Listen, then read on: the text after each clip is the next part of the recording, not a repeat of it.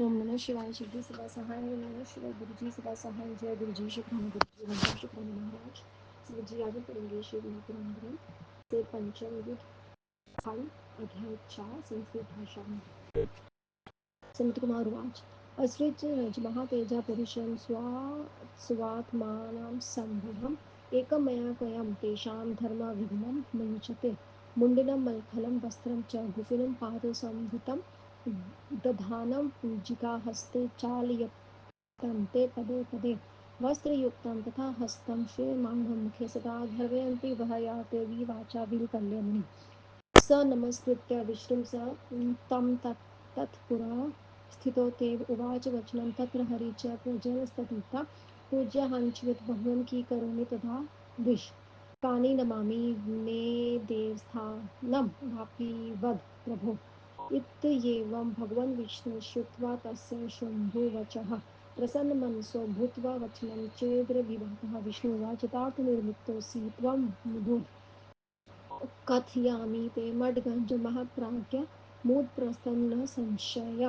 ममाद्वञ्चं समुत्पात्रो मत्कार्यकृतमसि मदीयस्य सदा पूज्यो भविष्यसि न संशयः अरिहत्रां ते स्थास्यातु हनाति च शुभानि च स्थानं वक्ष्यामि ते प्रश्नच्छिद्रं प्रस्तुतमदारात् मायि न मया शास्त्रान्तषोडशसंस्काराणां श्रोतस्मर्ता विधुरं च वर्णश्रम विवर्जतिनम् अपभ्रष्मयं शास्त्रं कर्मावादिनं च तथा रचयति प्रयत्नेन तद्विस्तारो भविष्यति ददामि तव निर्माणे समर्थाय तद्भविष्यति माया च विविधा शीघ्रं त्वदधीना भविष्यति त्वच्छ्रुत्वा वचनं तस्य हरेश परमात्मनः नमस्कृत्य पृथ्वीवाच सा मायी त्वं जनार्दनं मुण्डवाच्यं यत् कर्तव्यं मायादेव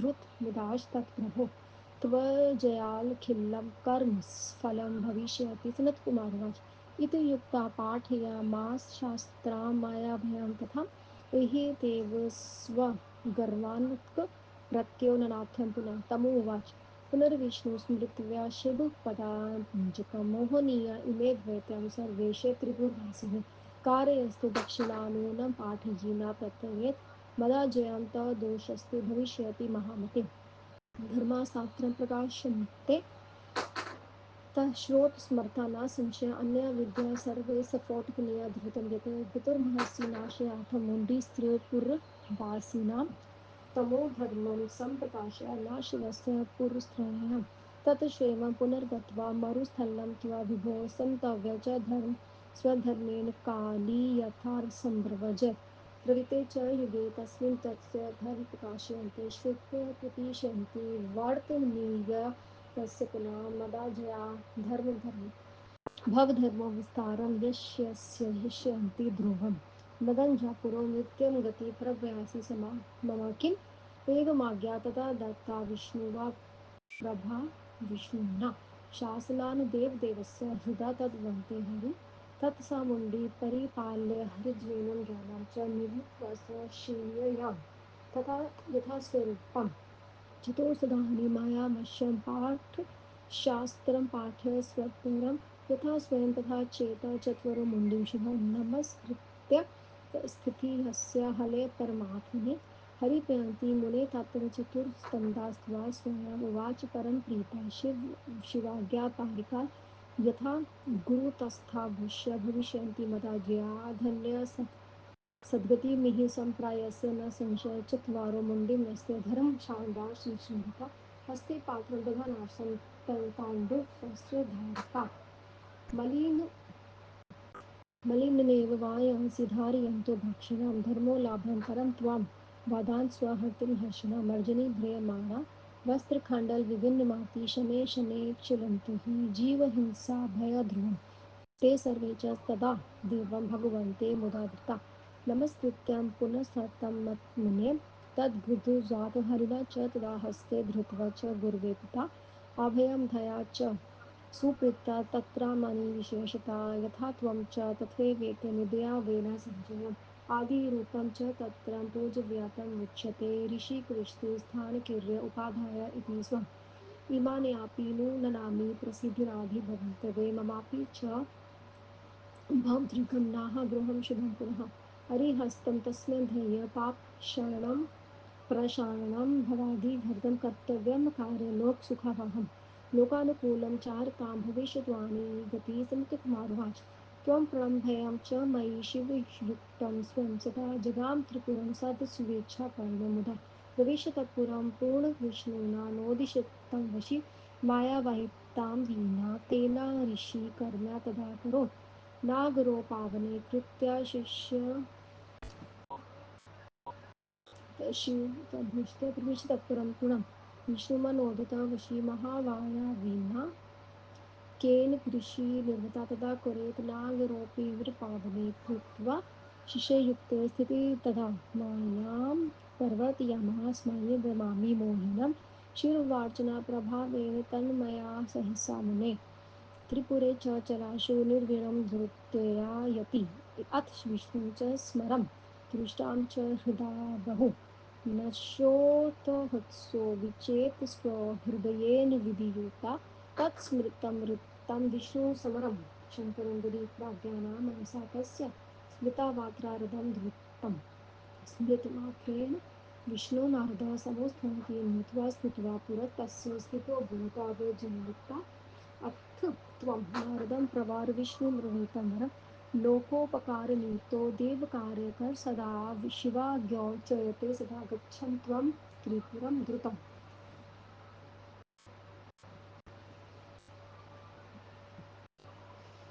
कशीस्तत् शिष्यमहोदयत्वं सुवासीनां सनत्कुमाराज इत्यकर्ण्य वचन्तस्य नारदो मुनिमसक्तं गतसत्रं धृतं यत्र स ऋषिकुमारयेनं वरं नारदोऽपि तथा मयि नियोगानामयान् प्रभो प्रविश्य तत्पुरं तेन मायाना सह दक्षिता तत्र नारदो गत्वा त्रिपुराधीशतोषें प्रशोभनकं कृत्वा राज्ञे सर्वनर्दयात् नारद उवाच ऋषिस्माकं प्रश्नोद्यति धर्मपरायणः सर्वविद्याप्रकटो हि वेदविद्यापराहितं द्विष्टा च बहवो धर्माणामेतेन स्वदिशा पुनः वयं सुदिशिता शरणं दुष्टं धर्मं सनातनं तवेद्वच्छाद्यदिवर्तनं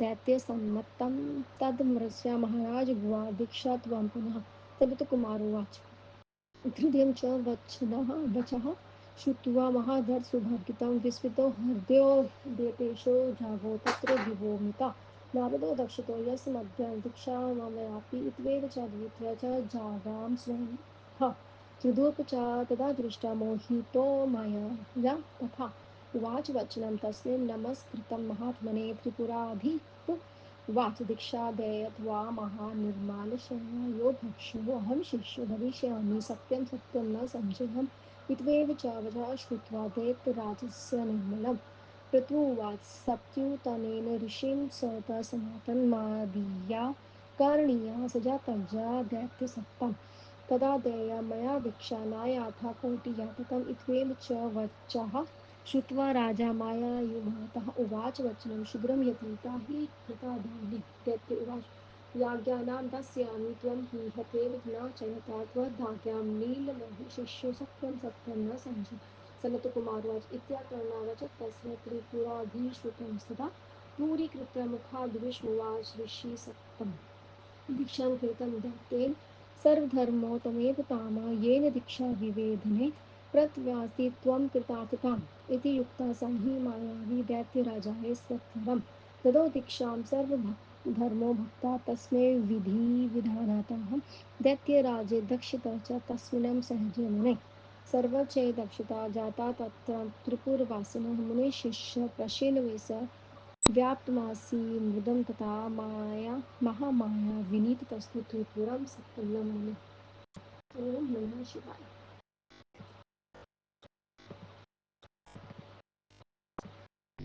सनत कुमार जी ने कहा उसके बाद महातेजस्वी विष्णु भगवान ने अपने शरीर से उत्पन्न हुए एक माया एक पुरुष को अपने धर्म कार्यों में विघ्न करने के लिए पैदा किया मुंडित सर वाला मैले वस्त्र धारण किए हुए कंधे से बिना हुए झोले के तथा हाथ में झाड़ू लिए पद पद पर उसे हिलाता हुआ वस्त्र हाथ में वस्त्र लिया हुआ, जिसका मुख सूख रहा है, उन मुनि को व्याकुल धर्म माने से धर्म ऐसा कहते हैं। वह उस विष्णु को नमस्कार करके उनके सामने खड़ा हो गया और हाथ जोड़कर हरि से कहने लगा, शत्रुओं के नाशक पूज्य अच्युत, मैं क्या करूं, आज्ञा दीजिए। हे देव, मेरे क्या क्या नाम होंगे, हे प्रभु मेरे स्थान क्या होंगे, उससे बतलाइए। इस प्रकार भगवान विष्णु की शुभ वचन सुनकर प्रसन्नचित होकर कहने लगे। श्री विष्णु ने कहा, मेरे अंग से उत्पन्न महाफल तुम निसंदेह मेरे रूप हो, इसीलिए मैंने तुम्हें उत्पन्न किया है, उसे तुम समझो। मैं कह रहा हूँ, मेरे अंग से उत्पन्न तुम मेरा कार्य कर सकते हो, तुम मेरे भी पूजनीय होंगे, इसमें संदेह नहीं है। तुम्हारा अरिहंत तथा और भी उन अच्छे कर्म नाम होंगे, स्थान बाद में बतलाऊंगा।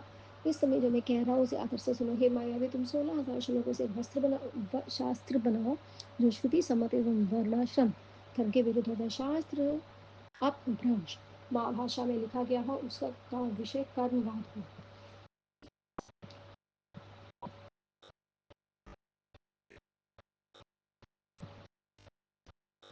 जो उससे प्रयत्न से लिखो, उसका प्रचार आगे चलकर होगा। मैं तुम्हें उस शास्त्र निर्माण की शक्ति देता हूँ, अनेक प्रकार की माया भी तुम्हारे अधीन हो जाएगी। परमात्मा हरि के वचनों को सुनकर तब मायावी ने जनार्दन से कहा, मुंडे ने कहा, हे देव, हे प्रभु, मुझे जो करना है उसका शीघ्र आदेश दीजिए, आपकी आज्ञा से मैं संपूर्ण कर्म फल पर होगा। सूरज कुमार जी ने कहा, ऐसा कहकर विष्णु जी उसे माया शास्त्र पढ़ाने लगे। स्वर्ग नर्क सब यही है और कहीं उसकी प्रतीति नहीं होती। शिव जी के चरण कमलों का ध्यान करके विष्णु ने फिर उसे कहा कि त्रिपुरवासी इन दैत्य को तुम मोहित कर दो, स्वतंत्र को पढ़कर तुम इसे दूषित करो। महामती, मेरी आगे से तुम्हें इसका दोष नहीं लगेगा। स्रोत स्मार्ट धर्मों का प्रकाश तो निसंदेह होगा ही। हे मुनि, तुम अपनी इस विद्या से उन्हें प्रकाश प्रभावित करो। हे मुंडी, तुम त्रिपुरवासियों का नाश करने के लिए जाओ, तामस धर्म का प्रचार कर उन तीनों पुरों का नाश कर दो। हे विप्र, उसके बाद तुम अपने धर्म के साथ तब तक एक महास्थली में रहना जहाँ तक कलयुग न आ जाए। कलयुग के आने पर फिर शिष्य प्रशिष्य द्वारा अपने धर्म का प्रचार करना। मेरी आज्ञा से तुम्हारा धर्म निश्चित रूप में फैलेगा। मेरी आज्ञा का पालन करने पर तुम मेरी गति को प्राप्त करोगे। सर्वसर्वा विष्णु महादेव जी की इच्छा से इस प्रकार हृदय में आज्ञा लेकर अंतर्धान हो गए। इसके बाद उस मुंडी ने विष्णु की आज्ञा अनुसार तदनुरूप चतुर शिष्यों को तैयार करके उस महामाया शास्त्र को लेकर उन्हें स्वयं पढ़ाया। जैसा वह था वैसा ही 4 शिष्य भी थे। वह परमात्मा हरि को प्रणाम करके वहां बैठ गए।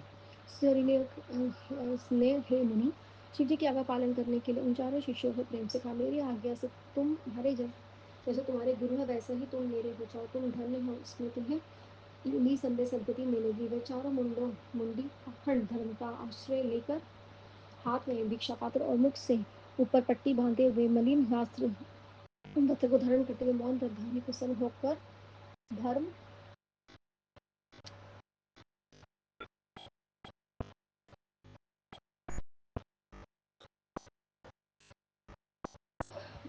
प्रसन्न होकर सामने बिठाया। भिक्षा पात्र मुख के ऊपर पट्टी बांधी, मलिन वस्त्र धारण करते हुए मौन व्रतधारी प्रसन्न होकर कहा, धर्म ही परम लाभ है, ऐसा कर। वस्त्र निर्मित झाड़ू को हाथ में लिए जीव हिंसा के भय से धीरे धीरे चलते हुए वैसे भगवान को प्रसन्नतापूर्वक प्रणाम करते हुए हे मुनि अपने गुरु के सामने बैठ गए। भगवान ने उन शिष्यों का हाथ पकड़कर उन्हें गुरु के हाथ में सौंप दिया और प्रेम से उनके नामों का उच्चारण किया। जैसे तुम हो वैसे ही वह ही निसंदेह मेरे ही हैं। तुम सब मेरे प्रथम हो, इसलिए तुम्हारा नाम पूज्य ऋषि यति कीरे उपाध्याय से नाम भी तुम लोगों की प्रसिद्धि होगी। आप लोग मेरे भी शुभ काम को ग्रहण कर सकेंगे। आहिरन मेरा यह नाम पाप नाशक है। आप लोग भी संसार को सुख देने वाला कार्य कीजिए। लोग के अनुकूल चलने पर आप भी की गति भी उत्तम गति को प्राप्त करेंगे। सदगुरु अर्जुन ने तब वह मायावी शिष्य को साथ लेकर प्रसन्न होकर शिव जी की इच्छा अनुसार कार्य करने के लिए विप्र के पास गए। विष्णु द्वारा प्रेरित उन जितेंद्र महावयु ने ऋषि रूप धारण करने वाले माया फैलाई। शिष्यों सहित नगर के ऊपर जाकर वह टिककर उन्हें मायावी पुरुषों से भी मोहित करने वाली अपनी माया फैलाई। फिर मुनि निर्वाचन करने होने के कारण उस नगर में सहसा उनकी माया नहीं चली, जिससे यति कुछ उदासीन हो जाए। फिर उसे विष्णु का स्मरण किया और हृदय में उनकी स्तुति हुई। हृदय में दुखी होकर वह उत्साही होने लगा। उसके स्मरण करते ही विष्णु ने शिव जी का स्मरण किया। उनकी आज्ञा पाकर उन्होंने नारद को याद किया। विष्णु जी के याद करते ही नारद जी वहां पहुंचे। उन्होंने हाथ जोड़कर उनकी स्तुति करी, उनके सामने बैठ गए। बुद्धिमानों में श्रेष्ठ विष्णु जी ने नारद जी से कहा, आप तो सदा लोकोपकार तथा देव कार्य में तत्पर रहते हैं। हे तात, शिव जी की आज्ञा से मैं ये कह रहा हूँ, तुम शीघ्र त्रिपुर चले जाओ। वहाँ शिष्यों के साथ एक ऋषि वहाँ के निवासियों को मोहित करने के लिए गया है। सनत कुमार जी ने कहा है। उसकी इस बात को सुनकर मुनिवर नारद वहाँ गए और जहाँ मायावी ऋषि गया था। मायावी विष्णु भगवान विष्णु की आज्ञा से नारद जी ने उस नगर खी में जाकर उस मायावी ऋषि से दीक्षित हुए। तब नारद जी त्रिपुर नगर में स्वामी के पास जाकर कुशल प्रश्न पूछने के बाद उन्होंने राजा से सब कहा। नारद जी ने कहा, आपके नगर में कोई धर्म पुराने सभी विद्या पर ज्ञाता तथा परा विद्या को धर्म में निपुण है। हमने बहुत से धर्म देखे, परंतु ऐसा नहीं।